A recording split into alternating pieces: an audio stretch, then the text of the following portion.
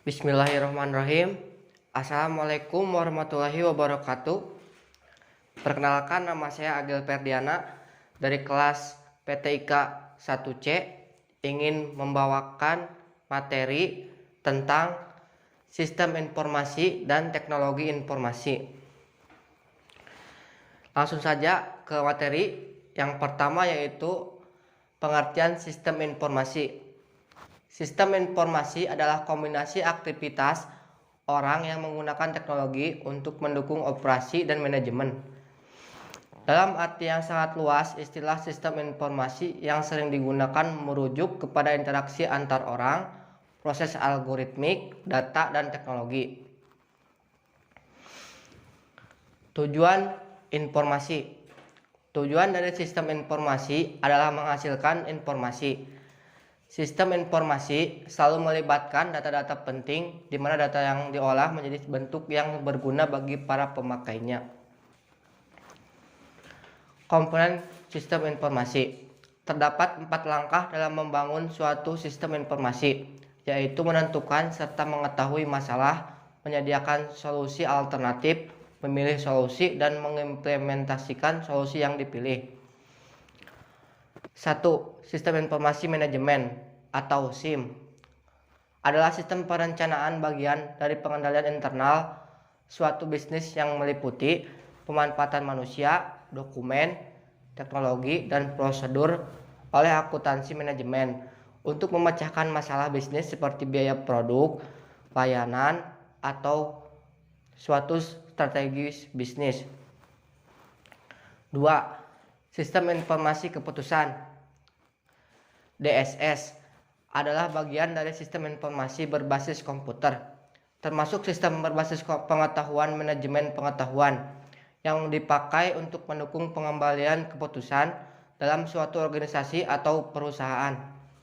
3. Sistem informasi eksekutif atau ACE adalah salah satu jenis manajemen untuk memudahkan dan mendukung keterangan dan pembuatan keputusan yang dibutuhkan eksekutif senior dengan menyediakan kemudahan akses terhadap informasi baik dari dalam maupun dari luar yang relevan dengan organisasi. 4. Sistem pemrosesan transaksi atau TPS adalah bagian dari sistem informasi yang merupakan sebuah sistem yang menjalankan dan mencatat transaksi rutin harian yang diperlukan untuk menjalankan bisnis. Contohnya adalah seperti memasukkan pesanan penjualan, pemesanan hotel, penggajian, pencatatan karyawan, dan pengiriman. Tipe-tipe sistem informasi. 1. Transaction Processing System (TPS) adalah sistem terkomputerisasi yang menjalankan dan menyimpan transaksi rutin sehari-hari untuk menjalankan bisnis. Sistem ini bekerja pada level operasional. Input pada level ini adalah transaksi dan kejadian. Yang kedua, Knowledge Work System atau KWS adalah sistem informasi yang membuat dan mengintegrasikan pengetahuan baru ke organisasi. KWS termasuk ke dalam knowledge level. Input pada level ini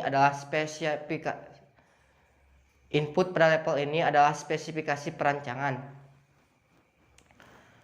3. Office Automation System atau OAS adalah sistem komputer seperti pengolah kata, email, dan sistem penjadwalan yang didesain untuk meningkatkan produktivitas dari data works dari organisasi. Yang keempat, Management Information System adalah sistem informasi pada manajemen level sebuah organisasi yang melayani fungsi-fungsi perencanaan, pengendalian, dan pengambilan keputusan yang dibuat dengan menyediakan ringkasan rutin dan laporan periodik.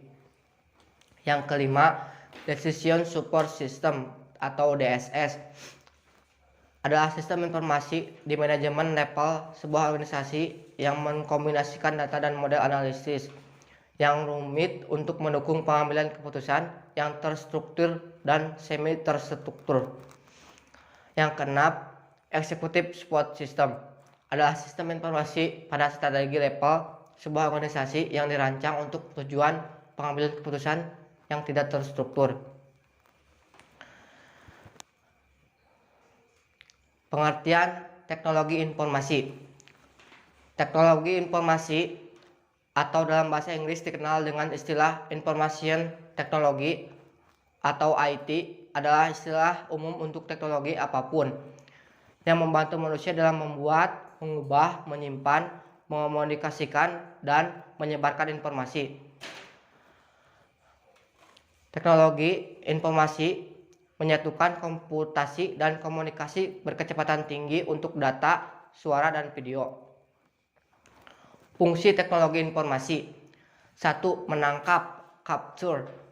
Menangkap di sini dapat diartikan sebagai menginput, misalnya menerima inputan dari mic, keyboard, scanner, dan lain sebagainya. 2.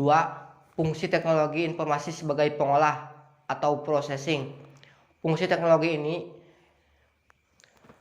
mengkompilasikan catatan rinci aktivitas, misalnya menerima input dan dari keyboard, scanner, mic, dan sebagainya.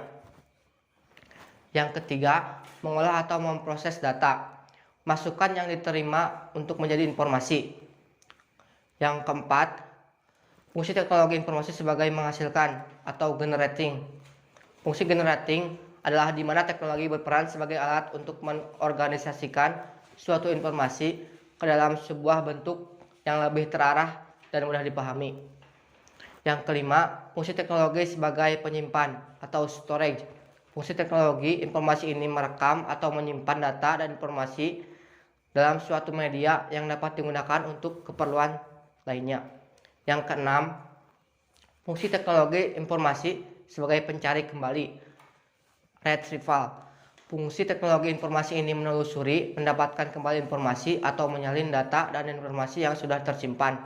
Yang ketujuh, fungsi teknologi informasi sebagai transmission. Fungsi teknologi informasi ini mengirim data dan informasi dari suatu lokasi lain melalui jaringan komputer. Tujuan teknologi informasi. Tujuan teknologi informasi adalah untuk memecahkan suatu masalah, membuka kreativitas, meningkatkan efektivitas dan efisiensi dalam melakukan pekerjaan. Jadi dapat dikatakan karena dibutuhkannya pemecahan masalah, membuka kreativitas dan efisiensi manusia dalam melakukan pekerjaan, menjadi penyebab atau acuan diciptakannya teknologi informasi. Dengan adanya teknologi informasi membuat pekerjaan manusia menjadi lebih mudah dan efisien. Manfaat teknologi informasi. Manfaat teknologi informasi dalam aktivitas sehari-hari sangat penting. Manfaat ini bisa digunakan sebagai penunjang kehidupan yang lebih baik, dikarenakan ada teknologi informasi yang bisa membantu aktivitas menjadi lebih efektif dan efisien. Manfaat ini dapat digolongkan berdasarkan kebutuhan seperti 1. Untuk pendidikan. Dengan adanya teknologi informasi di dunia pendidikan, terutama komputer, membuat siswa lebih efektif dalam belajar. Komputer adalah sarana yang memudahkan dalam menumbuhkan kreativitas siswa. Yang kedua, untuk industri dan manufaktur. Teknologi informasi dapat membantu membuat rancangan desain sebuah produk yang akan dikeluarkan pada industri, serta bisa mengontrol mesin produksi dengan ketepatan yang baik. Apalagi seperti yang kita ketahui, industri membutuhkan hal yang cepat untuk produksi dalam jumlah besar. Untuk bisnis dan perbankan, dengan teknologi informasi bisa membantu dalam transaksi, menyimpan berkas dengan lebih aman, dan sistem perbankan yang lebih maju. Yang keempat, untuk militer.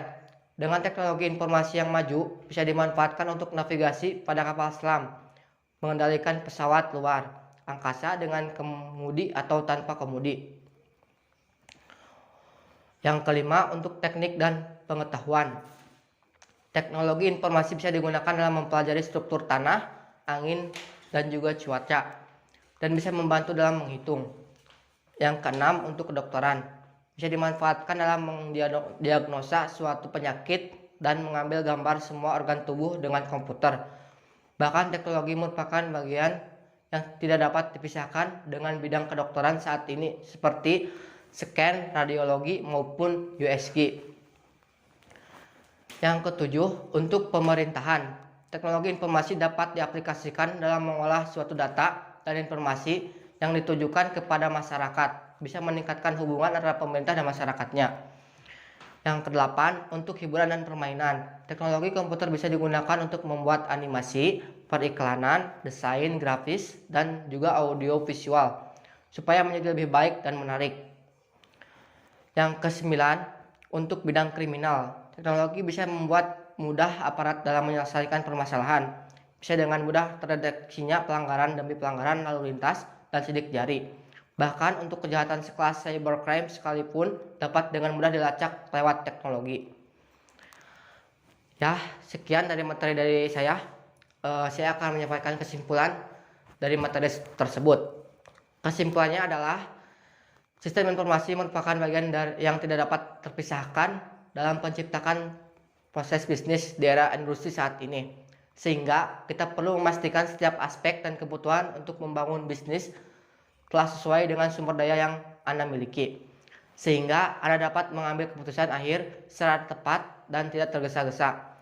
Begitupun teknologi informasi juga merupakan bagian dari kehidupan kita sehari-hari. Bahkan bisa dibilang ketergantungan dan sudah melekat di kehidupan kita sehari-hari. Sekian materi dari saya. Kurang lebihnya mohon maaf. Saya tutup. Wassalamualaikum warahmatullahi wabarakatuh.